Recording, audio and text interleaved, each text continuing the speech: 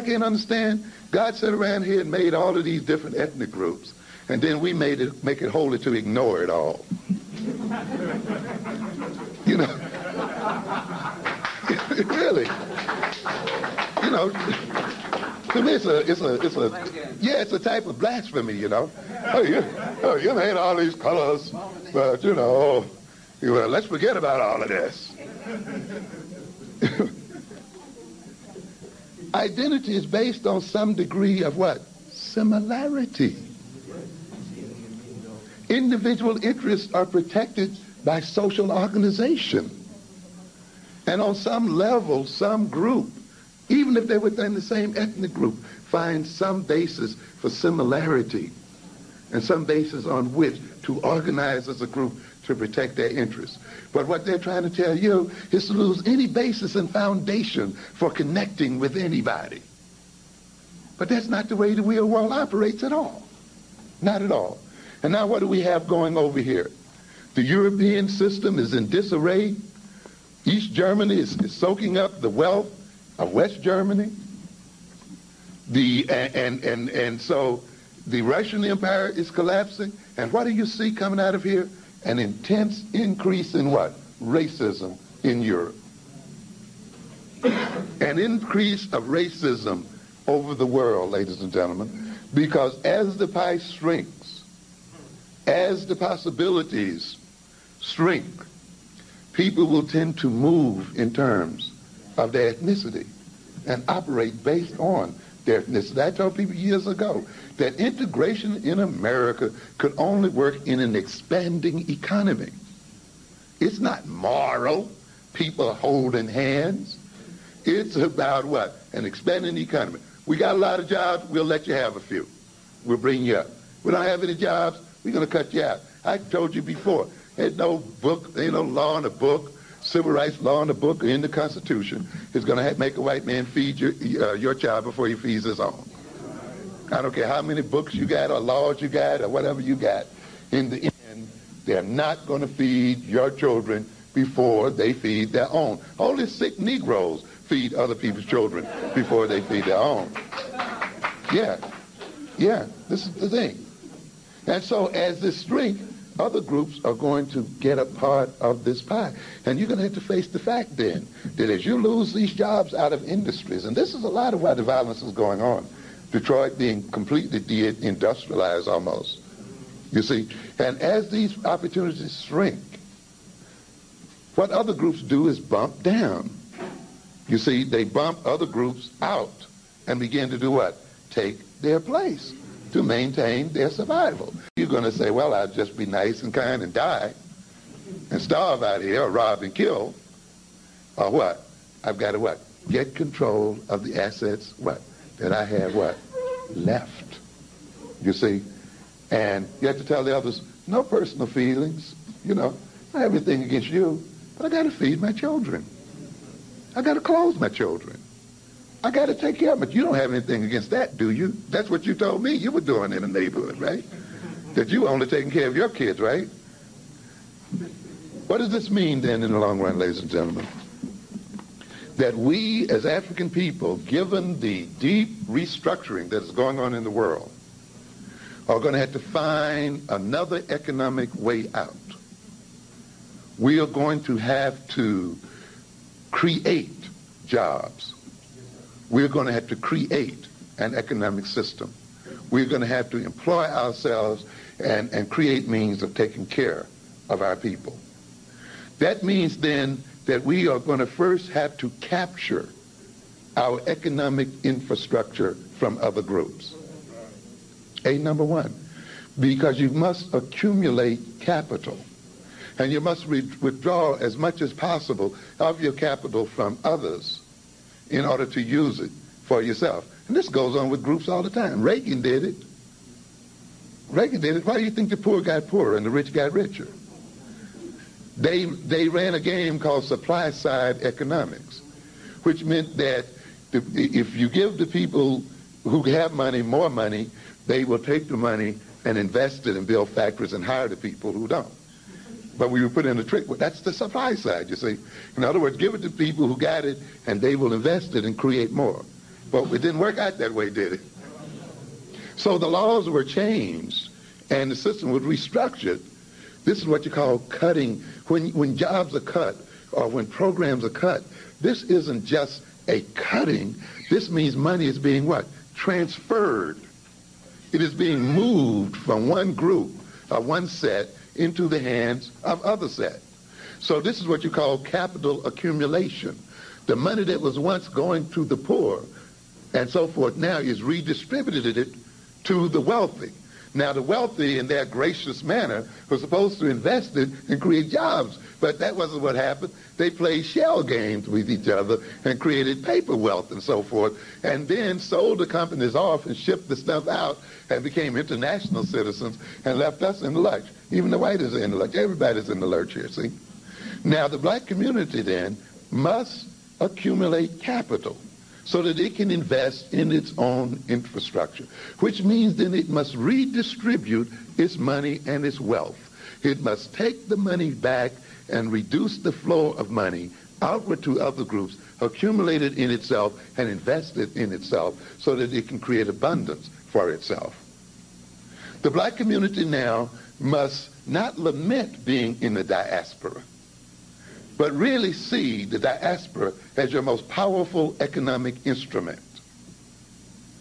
You see, while we complain about global white supremacy and we complain about white imperialism, you must also recognize that white imperialism was in effect too a white diaspora.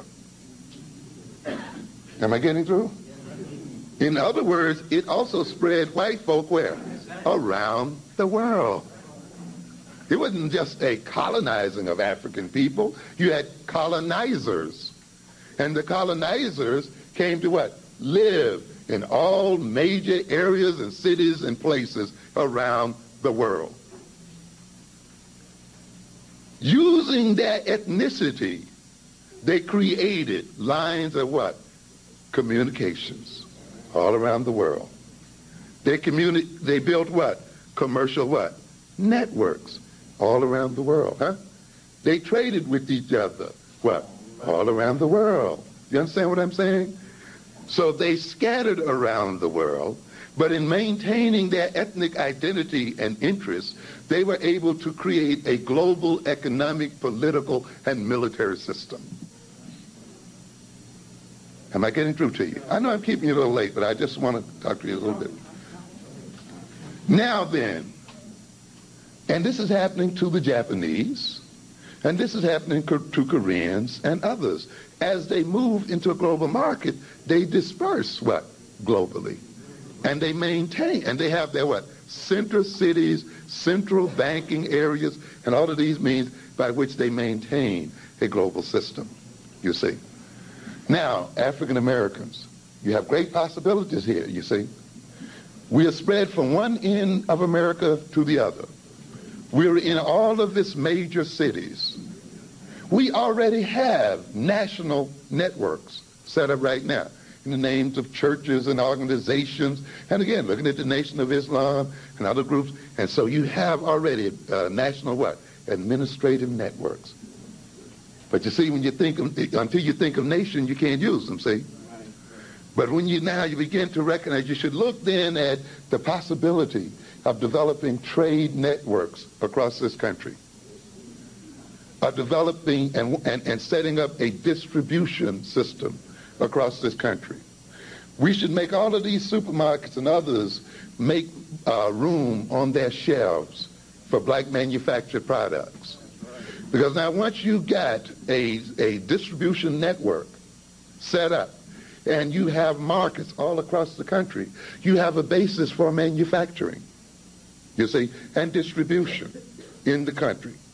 If you organize these things now, you can deal with the Caribbean as an African American nation, you see, and you can deal with the African continent as an African American nation.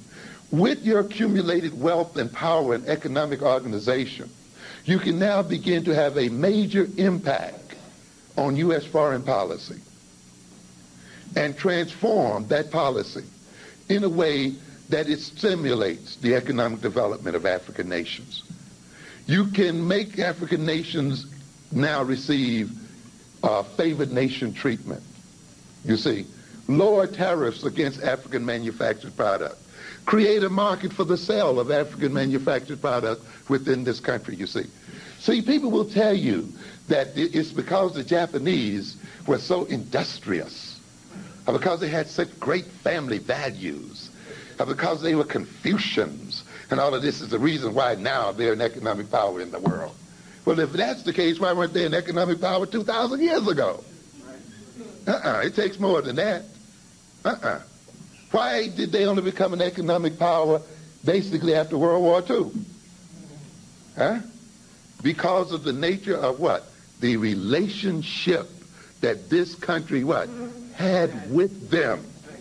A relationship that was fundamentally different from the relationship it has with African nations. Why is Korea going today, ladies and gentlemen? Because they sent black men over there to die in the soil of Korea and to protect Korea as an investment market for white men.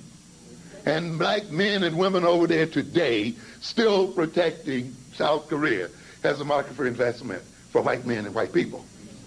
And yet it's black lives that were given and black tax money that executed that war over there and that built this investment possibility. It is black taxes that maintains the ships and the airfields and the other things that also preserve the investment possibilities for private capital.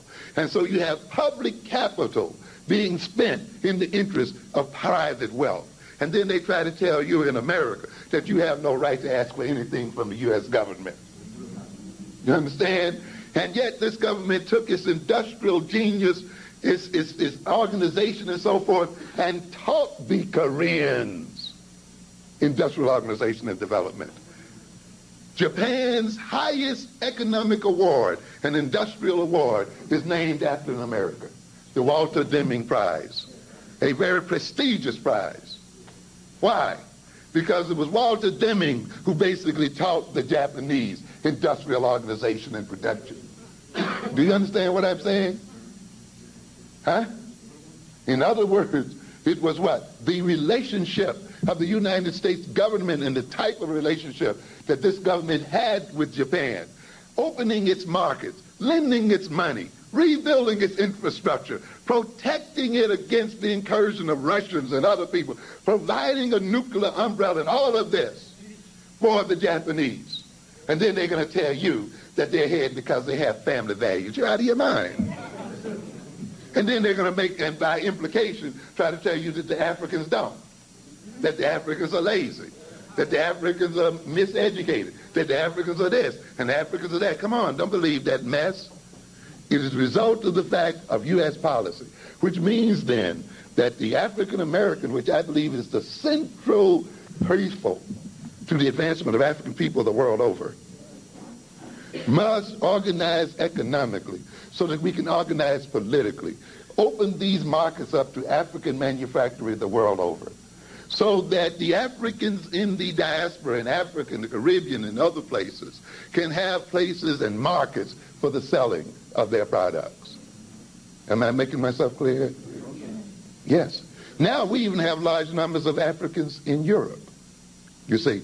So if we build in a network of Africans right in this country, build a marketing system for Africans in this country, and also use the accumulated capital we get from that market to even invade the European system in America.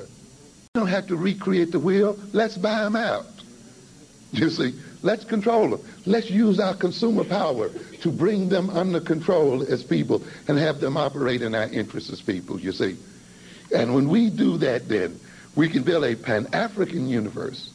We can use the African diaspora, as every group has used this diaspora, based on its ethnic identity, based on its cultural commonalities, to enhance its power in the world. The Japanese are relating, who are Asians, are relating to whom? Asians, and building an Asian realm. The Latinos are building a Latino realm. The Mexicans and other Latinos now are taking up the American coast, right from California, right around the rims of Southwest America, right on through Florida. Because of what? They're getting ready to become the main exporters and importers of what? Latin American products, and be the controllers of Latin American trade. Before you know anything as African people, we will be locked in completely from every coast in America, you see. And we had better move in Alabama, in the coast of Mississippi, in Georgia, and Florida, South Carolina, North Carolina, and keep some of that stuff so that we can engage in Atlantic trade with our people, so that we can be in control of African products that move out of here and African products that move in here. If not, we shall be doomed to destruction by this system. Crisis is opportunity. Racial identity, cultural identity is the means by which African people will reclaim their own.